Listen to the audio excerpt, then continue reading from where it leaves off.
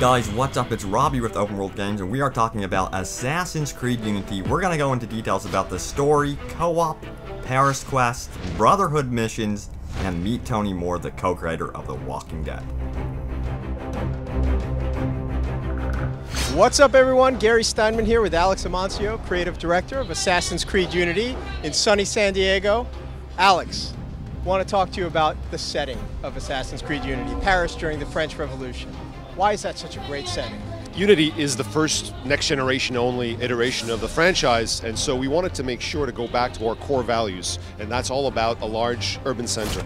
It is arguably the most beautiful city in the world, and it's rich in history. The French Revolution, it was bloody, it was brutal, it was tumultuous. Tell us a little bit about that time frame. It was a very short time frame. It happened from 1789 to about 1794, and it started pretty peacefully, but it then degenerated into what was known later as the Reign of Terror, where people were just being beheaded. Thousands of people were actually beheaded using the guillotine. It is a very violent period, but in the end, it gave us the Charter of Human Rights, the very foundations of the UN.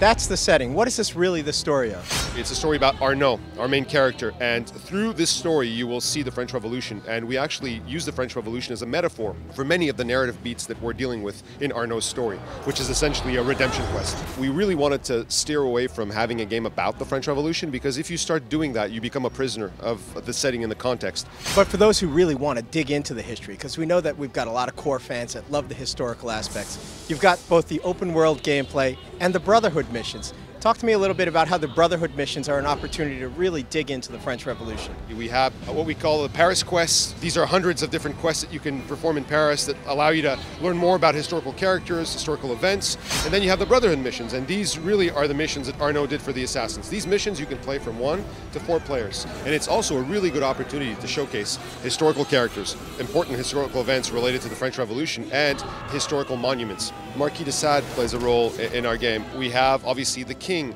Marie Antoinette, his wife. We have Napoleon, we have Josephine. Our game is literally littered with historical characters and historical events.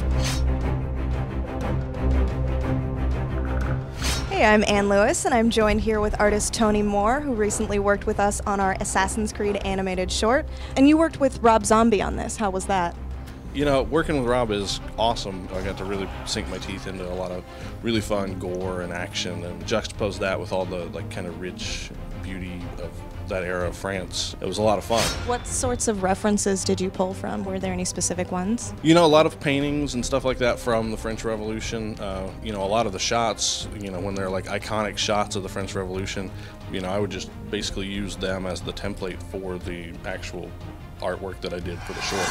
3D models of a bunch of buildings from France, so I can kind of get to know how these things actually look. A lot of nights just scouring Pinterest for clothes and stuff like that. I mean, you know, anything I could find, I just kind of squirreled it all away and had it as like my arsenal. The French Revolution was a very brutal, chaotic period in time, and as you said, that's kind of your wheelhouse. Did you have a favorite moment working on the short, just like one spot in the short that really sticks out to you? In the storming of the Bastille, we zoom in on a guy getting stabbed in the eye.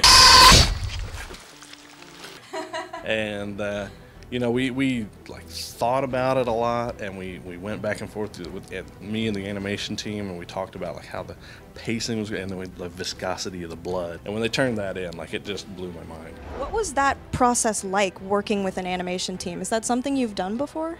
Not really. I mean, I'd had some stuff turned into motion comics, and so in my head, that's kind of what I anticipated. But I wasn't really prepared at all for the level of execution that these guys were putting together. I had no clue, like, how far these guys were going to take it, and it just totally blew me away.